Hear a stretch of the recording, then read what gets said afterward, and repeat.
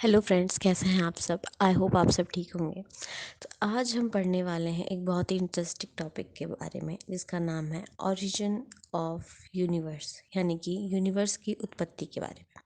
क्या आपने सोचा है कि ये जो यूनिवर्स जिसमें कि डिफरेंट गैलेक्सीज, उन गैलेक्सीज में डिफरेंट सोलर सिस्टम, उन सोलर सिस्टम में डिफरेंट प्लैनेट्स हैं, इन सब की उत्पत्ति कैसे हुई, आखिर ये सब बने कैसे। तो आइए आज हम इसी के बारे में पढ़ते हैं। और इसके बारे में पढ़ने के लिए हमें सबसे पहले एक थ्योरी के बारे में पढ़ना होगा जिसका नाम है बिग बैंग थ्योरी। ये थ्योरी क्या कहती है, पहले मैं आपको पढ़ के समझाती हूँ। The universe as we know it started with an infinitely hot and dense single point that inflated and stretched first at an unimaginable speed and then at more measurable rate.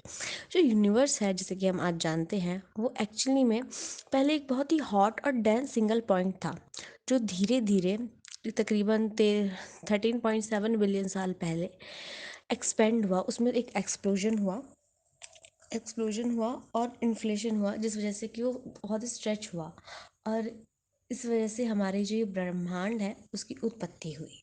यह थ्योरी हमें Edwin Hubble और George लेमित्रे ने 1931 में दी थी।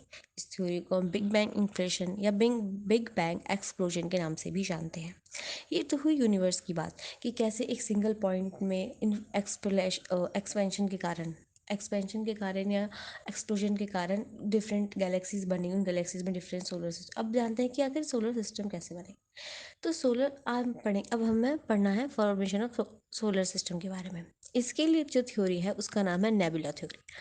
Nebula theory Immanuel Kant ने 1755 में दी थी और इसे मॉडिफाइड किया था पियर्स लाप्लेस ने 1796 में। अब ये जो थ्योरी है वो कहती है कि ये जो सोलर सिस्टम है वो नेबुला से बना है। तो आखिर नेबुला क्या है। एक्चुअली में नेबुला एक क्लाउड था गैसेस का और डस्ट का। गैसेस जो लाइटर गैसेस मोस्टली हाइड्रोजन और हीलियम्स का।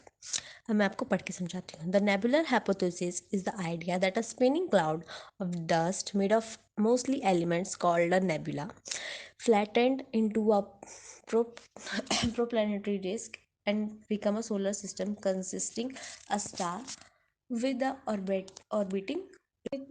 थ्योरी कहती है कि नेबुला, जिसे हम हिंदी में निहारिका कहते हैं, ये कहती है कि जो ये चीज़ें थी पहले एक नेबुला थी, यानी एक बादल थी किसका, डस्ट का और लाइटर एलिमेंट्स जैसे हाइड्रोजन या हीलियम का, जो धीरे धीरे एक प्रोटोप्लैनेटरी डिस्क में चपटी हुई और घूमते घूमते वो सौर मंडल में बदल गई, जिसमें एक तारा यानी कि सन शामिल था और उसके चारों ओर परिक्रमा करते हुए कुछ ग्रह शामिल थे। और इसी तरह होता है हमारे डिफरेंट प्लैनेट्स और हमारे सोलर सिस्टम का ओरिजिन। आज हमने पढ़ा यूनिवर्स और सोलर सिस्टम के ओरिजिन के बारे में, और कल हम पढ़ेंगे हमारे सोलर सिस्टम में जितने भी डिफरेंट प्लैनेट्स हैं उनके बारे में और हमारे आसपास के गैलेक्सीज के बारे में। तब तक के लिए थैंक यू। और अगर आपको वीडियो अच्छी लगी तो please like, subscribe and comment.